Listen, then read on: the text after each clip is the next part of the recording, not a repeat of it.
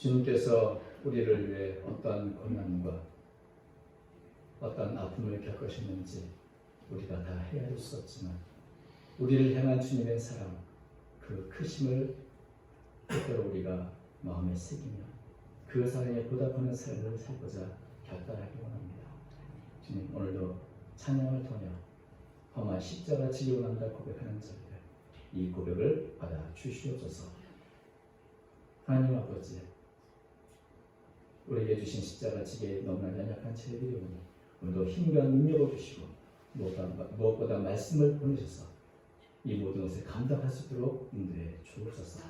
오늘 말씀을 통해 우리의 심령이 새로워지게 해주시고 또 주께서 원하시는 바를 깨닫는 귀한 시간 삼아 주시옵소서. 신 부족한 중에 주의 말씀을 들고 섰사오니 주님께서 사용을 해주시고 부족한 종은 감춰주시고 주의 말씀만이 우리의 심령을 사로잡는 귀한 시간 삼아 주옵소서. 함께 하시길 원하오며 예수님 이름으로 기도하옵나이다. 아멘. 좋은 질문이 좋은 인생을 만든다, 이런 제목의 책이 있습니다. 질문을 한다는 것은 나 안에 뭔가 부족한 것을 스스로 알고 있다는 것입니다. 그리고 내가 질문하지 않는다, 질문이 없다는 말은 그만큼 내 미래나 변화나 새로운 것에 대해서 관심이 별로 없다, 이런 의미이기도 합니다. 그런 면에서 뭔가 변화를 바란다면 또 진정으로 우리가 뭔가 원하는 게 있다면 질문해야죠. 어떻게 하면 좋을까? 내가 무엇을 하면 좋을까? 이런 질문을 하는 데서부터 인생의 답도 알아가게 되고 또 그 질문을 알아가는 과정 속에서 우리의 인생도 바뀌게 되는 법입니다. 그런데 이 저자는 단지 질문하는 게 중요한 것이 아니라 좋은 질문하는 게 중요하다. 왜냐하면 좋은 질문할 때 올바른 고민을 하게 되고 또 그 올바른 고민 속에서 올바른 대답을 알게 됐기 때문에 그렇다고 합니다. 그리고 이 좋은 질문을 어떻게 하면 할 수 있는가? 이것은 뭐 어떤 기술이 아니라 사물의 핵심을 꿰뚫으신 통찰력을 기르는 그런 훈련을 해야 적절한 좋은 질문을 할 수 있다고 말합니다. 저도 좀 공감이 가는 내용이죠. 오늘 본문에 보면 빌라도가 했던 질문들이 있습니다. 유대 종교 지도자들이 예수님을 로마 황제 반역죄로 이렇게 고발을 했는데 로마 총독인 빌라도는 이제 예수가 과연 이런 반역죄를 저지른 인물인지 유죄인지 아닌지를 판별해야 할 그런 책임이 있는 것이죠. 그래서 빌라도는 이것을 알고 예수님께 질문합니다. 근데 오늘 세 가지 질문을 하는데 이 세 가지 질문은 정말 아주 예수님이 누구신지 무슨 일 하는지를 명확하게 드러나는 아주 핵심을 지는 좋은 질문입니다. 우리가 기억할 만한 아주 좋은 질문이죠. 그 첫 번째 질문이 뭡니까? 3절 이에 빌라도가 다시 관중에 들어가 예수를 부르는데 네가 유대인의 왕이냐? 첫 번째 질문이 뭡니까? 네가 유대인의 왕이냐? 지금 예수님이 로마 황제에 대한 반역죄로 고발되어 왔습니다. 그래서 빌라도의 관심은 과연 예수가 로마에서부터 유대의 민족을 구원하기 위한 그런 폭동을 일으키거나 무력을 일으킬 수 있는 그런 정치적인 왕으로 주장했는가, 이거부터 알아야 되는 거죠. 그래서 네가 유대인의 왕이냐? 여러분, 예수님이 왕입니까? 왕이 아닙니까? 왕이시죠. 그런데 그래 내가 왕이다. 그러면 어떻게 될까요? 그럼 뭐 반역자 성이 되는 것이죠. 보면은 이 빌라도의 질문은 무엇보다 네가 왕인가, 예수가 왕인가에 대한 것을 굉장히 알고 싶어 했고 3절 7절에도 또 반복해서 묻죠. 그럼 네가 왕이 아니냐? 이렇게 왕에 대해서 이렇게 굉장히 집중적으로 질문하는 것을 보게 됩니다. 근데 여러분, 예수님이 왕이시지만 예수님이 복음사를 하며 수많은 사역을 하면서 또 수많은 교훈을 하면서 한 번도 자신을 스스로 유대의 왕이라고 말씀하신 적이 없습니다. 다윗의 자손이요 또 모든 사람들을 위한 구원자 메시아이시지만 오히려 왕이라고 하는 부분에 있어서는 멈칫거렸고 그것을 주장하지 않으시고 심지어 피하기도 하셨습니다. 요한복음 6장 5절에 보면은 오병이어를 일으킨 다음에 많은 사람들이 먹을 것을 해결하는 저 예수님이야말로 왕이 될 만한 분이라고 쫓아다녔습니다. 억지로 예수님을 임금을 삼으려고 했습니다. 그런데 그때 예수님은 어떻게 했죠? 그들을 피해서 떠나서 다른 곳으로 가셨다. 그런 겁니다. 그러니까 예수님은 왕이시지만 빌라도나 혹은 유대 민중들이 가렸던 그런 왕은 아니었던 것이죠. 정치적인 왕은 아니었습니다. 예수님은 이렇게 대답하셨습니다. 36절 예수께서 대답하시되 내 나라는 이 세상에 속한 것이 아니니라. 만일 내 나라가 이 세상에 속한 것이었더라면 내 종들이 싸워 나 유대인들에게 넘겨지지 않게 하였으리라. 이제 내 나라는 여기에 속한 것이 아니라. 예수님은 왕이시지만 어떤 나라의 왕이신가? 예수님에게는 이 두 개의 나라가 있다는 것을 말씀합니다. 하나는 이 세상에 속한 나라, 로마 제국 같은 나라.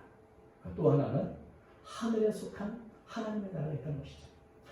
이 땅에 보이는 이 세상에 속한 나라는 눈에 보이는 나라이고 우리가 잘 알고 있는 나라입니다.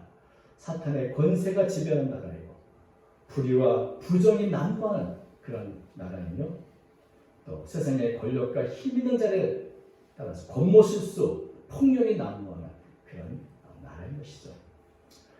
하지만 주님에 속한 하늘나라는 하나님이 다스리시는 은혜와 진리의 나라, 공평과 정의가 가득 찬 나라요 결코 망하거나 쇠하지 않는 영원한 나라. 이 두 나라가 분명히 있다는 것입니다. 그런데 예수님은 그러게 로마로부터 해방하기 위해 오신 그런 정치적인 왕이 아니라 죄와 사탄의 권세로부터 구원하기 위한 그런 왕으로 이 땅에 오셨다는 것을 말씀해 주셨습니다. 죄악으로 가득한 세상에 하나님 나라를 세우고 이루기 오신 그런 왕이신 것이죠. 여기 보면 이제 예수님이 분명히 말씀하셨는데 예수님은 왕인가? 빌라도가 알고 싶었던 이 질문. 사실 이 질문이 굉장히 중요한 질문입니다. 그리고 지금도 유효한 질문입니다. 여러분, 예수님은 왕이십니까? 그렇다면 어느 나라의 왕이며 여러분에게는 어떤 왕이 되십니까? 다시 말하면 예수님은 왕이신데 나하고 상관이 있는 왕인가? 나하고 상관이 없는 왕인가? 그것이 중요한 것이죠. 우리가 예수님 왕이라고 할 때 그렇다면 내 자신은 나는 그냥 그분의 백성인가? 주님은 나의 진정 왕이 되시는가? 사실 이 질문이 그래서 중요한 것입니다.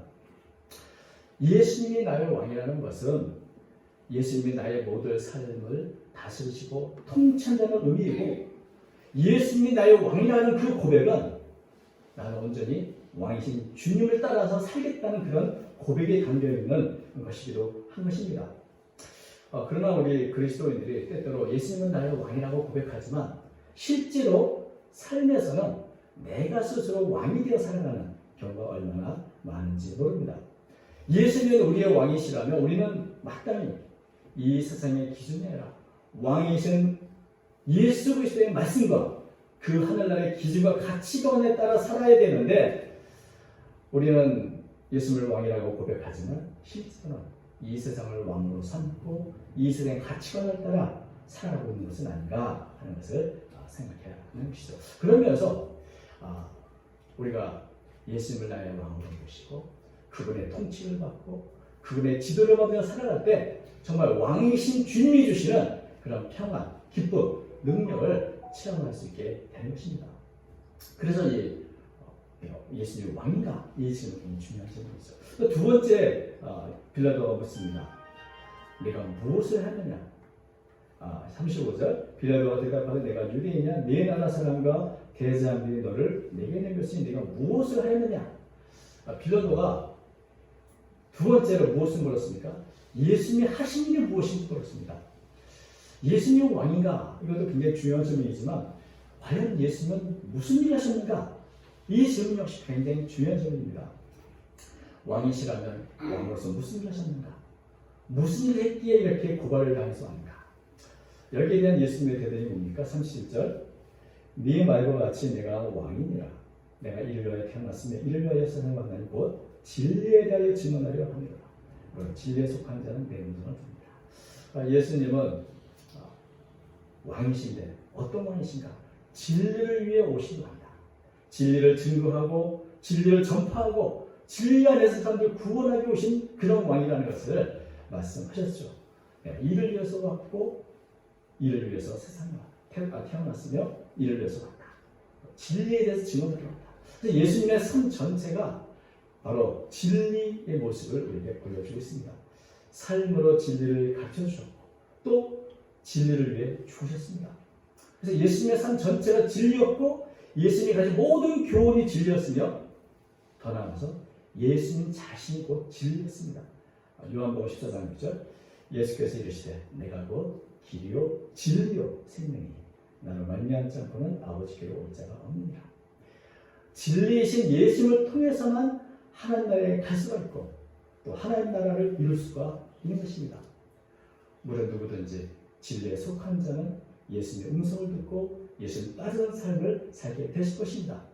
예수를 따르는 것이 곧 진리를 따르는 것이요 진리를 원한다면 예수님께 와야 하는 것입니다.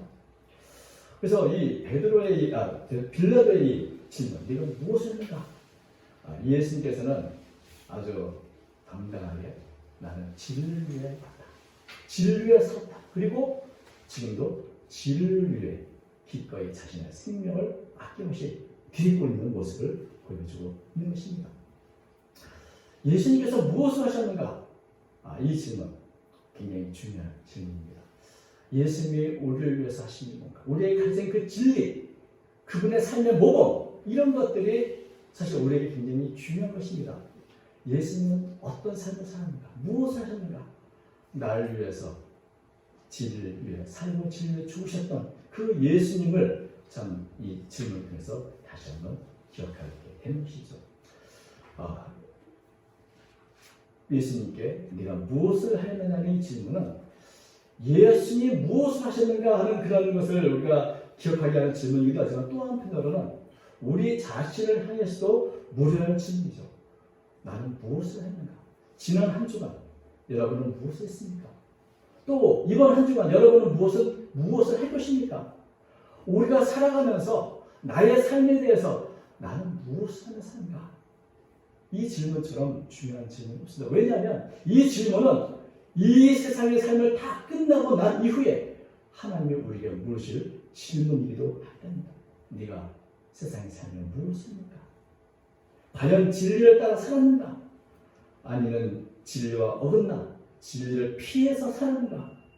우리는 여기에 대답을 꼭 해야 할 것입니다. 그렇기에 네가 무엇을 했는가 하는 이 빌라도의 질문은 예수님에게도 중요한 질문이지만 우리 자신에게도 피할 수 없는 그런 질문인 것이죠. 그래서 굉장히 좀 핵심을 찌르는 좋은 질문이라고 할 수 있습니다. 마지막 빌라도의 질문이 뭐죠? 38절 빌라도에게 진리가 무엇이냐 하더라. 진리가 무엇이냐? 예수님께서 그렇게 진리를 오셨고 진리를 살고 진리를 죽으셨다면 그 진리가 뭘까? 그런데 빌라도가 진리가 무엇이냐 이렇게 묻기만 하고 예수님의 대답을 듣지도 않고 그냥 나갔습니다. 왜 질문만 하고 대답을 듣지 않았을까요? 또 어떤 분은 빌라도가 대답을 듣지 못한 게 아니라 예수님이 대답하지 않은 거나 이렇게 생각하는 분도 있습니다. 빌라도는 지금 관심이 어디에 있습니까? 예수가 종교 지도자들이 말하는 그런 반역죄를 저지른 인물인가? 여기에 초점이 있지. 예수님을 통해서 뭔가 진리를 정말 알고 싶어서 묻는 것이 아닌 것이죠. 예수님이 계속 진리에 대해서 말하니 진리가 뭔데? 라고 그냥 한마디 내뱉고 나갔는데 여기에 대해서 예수님이 진지하게 대답을 할 이유는 없는 것입니다. 만약에 정말 간절한 마음으로 내 평생 내가 따라야 할, 내 목숨을 다 바쳐 따라야 할 그 진리가 뭡니까? 라고 이런 마음으로 빌라도가 물어봤다면 예수님은 진리이신 예수님은 분명히 무엇인가 대답하셨고 교훈하셨을 것입니다. 그런데 그런 마음이 아니라 그까지 진리 이렇게 중요해서 그 진리가 뭐요? 라고 묻는다면 예수님께서는 구태여 그런 질문에 대답하지 않으실 것이고 빌라도 역시 구태여 그 대답을 듣고 싶지 않았을 겁니다. 어떤 면에서는 진리가 무엇이냐는 이 질문은 빌라도 자신의 혼잣말일 수 있습니다. 참 진리가 뭐라고 이런 질문일 수도 있고, 혹은 야 그렇게 고발당하고 끌려와서 아직 무슨 진리를 말해? 진리가 뭔데? 라고 냉소적인 태도와 말투일 수 있을 것입니다. 어쩌면 빌라도에게 진리는 힘이었고 권세였습니다. 군인 출신인 빌라도가 총독의 자리까지 오기까지 힘이 그를 지배했고 힘이 있는 곳에 그가 있었습니다. 그런 면에서 힘없이 잡혀온 스스로 진리의 왕이라는 예수님을 보기에 참 진리가 뭐길래 이렇게 냉소적인 태도를 가질 수 있겠죠. 한편으로는 여러분 진리가 무엇인가? 내가 진리를 말하는 순간 여러분 골치 아픈 얘기네 이렇게 생각하는 경우가 있겠죠. 뭐 알면 뭐해? 어차피 나하고 상관도 없는 문제인데 뭐 어차피 진리라면 내가 따를 거야? 따르지도 않을 건데 뭐 알면 뭐해? 이런 대답을 할 수 있을 것입니다. 그런 면에서 빌라도는 진리가 무엇이냐 질문했지만 대답을 하지 않았고 예수님도 대답하지 않았습니다. 여러분, 그러나 이 진리가 무엇이냐는 질문은 정말 중요한 질문입니다. 많은 분들이 역사상 가장 중요한 질문이라고 말하기도 하고, 철학자 니체는 빌라도의 이 질문, 진리가 무엇이냐는 이 질문은 역사상 가장 세련된 질문이라고 말하기도 했습니다. 수많은 종교와 철학자들이 진리에 대해서 말하는데 정말 진리가 무엇인가? 우리가 지금 내 남은 생애를 다 쏟아 부을 만큼 가치가 있는 그 진리가 무엇인가? 여러분은 그 진리를 발견하셨습니까? 저마다 진리라고 말하지만 과연 진리는 무엇인가? 여러분, 빌라도가 여러분에게 묻는다면 진리가 뭡니까? 라고 묻는다면 여러분 뭐라고 대답하겠습니까? 예수님께서는 요한복음 17장 17절 이렇게 대답하셨습니다. 저희를 진리로 거룩하게 하소서. 아버지의 말씀은 진리입니다. 예수님께서는 하나님의 말씀이 영원 불변한 진리, 모든 사람이 추구하고 따라야 할 진리, 우리의 목숨을 다 바쳐도 아깝지 않은 진리라고 말씀하셨고, 그 진리가 우리를 거룩하게 하고 진리를 향할 때 우리를 빛 가운데 행하게 되며 그 진리가 우리를 자유케 한다고 말씀하셨습니다. 이 진리가 무엇인가? 사실 이 질문 여전히 우리에게 굉장히 중요한 질문인 것이죠. 그래서 이 빌라도가 했던 질문이 세 가지. 첫 번째 뭐죠? 예수님 왕인가? 두 번째는 뭘 했는가? 예수님 뭘 했는가 도대체? 세 번째, 그리고 진리가 뭔가? 이 질문은 빌라도가 예수님의 유죄 여부를 알기 위해서 물었던 질문이지만 굉장히 좋은 질문이고 정확한 질문이었습니다. 그래서 이 정확한 질문을 통해서 빌라도는 정확한 답을 알았습니다. 적어도 한 가지 분명한 것은 뭡니까? 예수님은 반역죄가 성립자입니다. 진리를 말하는 사람한테, 진리를 위해서 자신의 모든 걸 바치고자 하는 사람한테 어떤 세상의 반역죄에 집어넣는 것은 불가한 것이다. 이런 결론에 얻게 된 것이죠. 진리가 뭔지는 모르지만 적어도 예수님은 반역죄를 저지른 사람이 아니다. 그것을 알게 됐습니다. 자, 이제 빌라도가 이렇게 정확하고 좋은 질문을 통해서 좋은 대답과 진실을 알았다면 이제 어떻게 될까요? 이제 그 진실을 따라 살아야죠. 그 진리를 따라야죠. 정말 아쉬운 것은 빌라도가 정말 이 진리를, 올바른 질문을 통해서 올바른 대답을 알았고 이제 그대로 살아만 간다면 큰 축복을 받을 수도 있었다는 것입니다. 좋은 질문과 좋은 대답, 그리고 이제 빌라도의 결단이 필요한 것이죠. 이제 진리를 따라, 자신이 발견했던 이 진리를 따라 행하면 되는 것입니다. 그런데 빌라도는 그렇게 하지 못했습니다.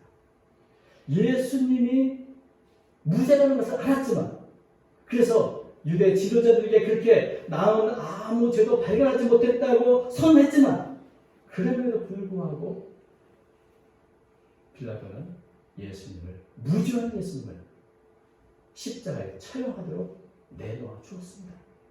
왜 그럴까요? 진리를 안다고 진리대로 사는 것은 또 다른 문제입니다.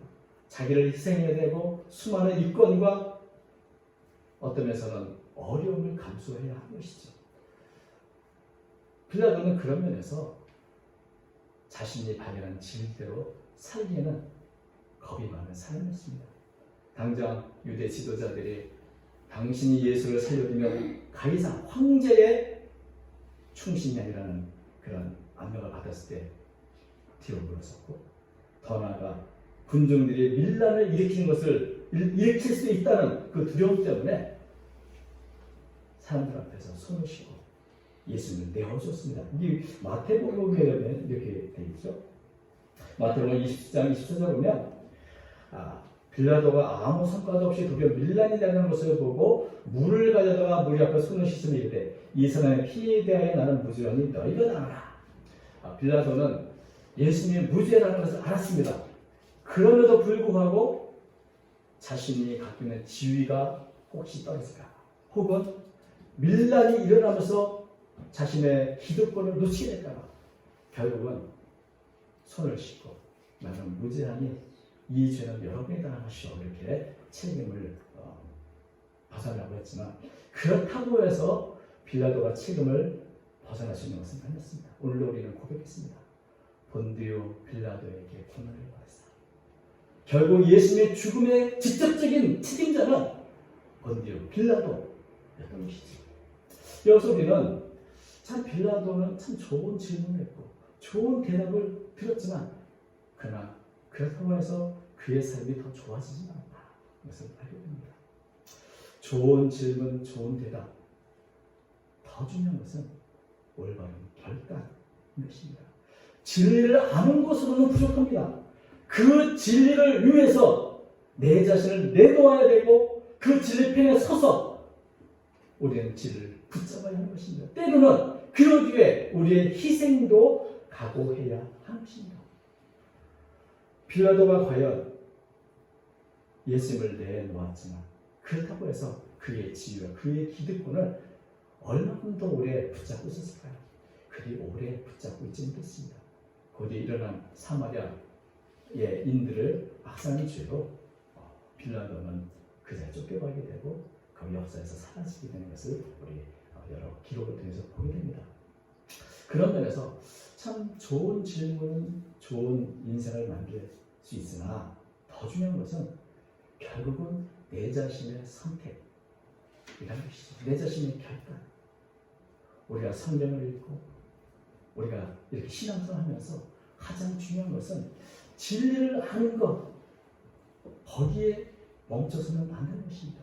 그 진리를 따르기 예수님처럼 그것이 십자가의 길을 할지라도 희생을 감수할 결단이 있어야 나의 삶에 참된 은혜가 임하고 하나님의 축복이 함께 하시는 것입니다. 그런 면에서 빌라도는 참 축복받을 뻔했던 그런 사람이었으나 그의 삶은 바뀌지 않았습니다. 오늘 이 빌라도의 세 가지 질문, 그래서 우리 이렇게 물어보셨습니다. 예수님은 나의 진정한 왕이신가? 예수님은 나를 위해 무엇을 하셨는가? 그리고 내가 따르고자 하는 진리란 무엇인가? 나는 정말 진리를 알고 있는가? 이 빌라도의 질문은 오늘 우리가 더 나은 모습으로 나가기 위해서 우리 스스로 물어봐야 아주 좋은 질문입니다. 우리는 그 질문을 대답하고 그 질문의 답을 알았을 때 그 답을 위해 우리는 기꺼이 결단해야 하는 것입니다. 진리는 우리가 그것을 따르기로 결단할 때 빛이 나는 것입니다.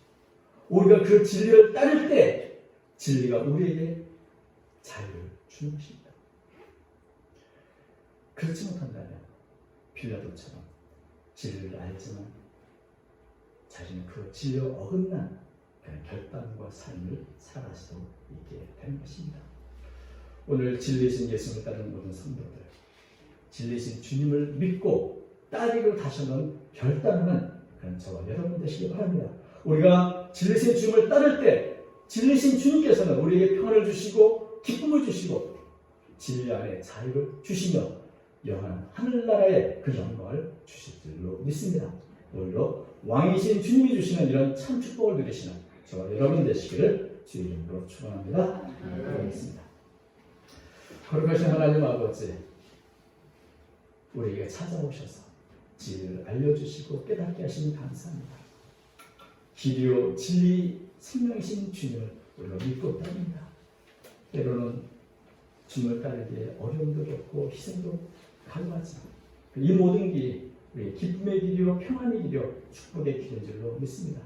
사랑하는 성도 이런 결단 날마다 가질 수 있도록 도와주시고 주 앞에 아름다고 복된 삶을 살아 영광 돌리는 제 모두가 되도록 이끌어 주옵소서. 함께 하실 수 있는 사람이요 예수님의 이름으로 기도하옵나이다. 아멘.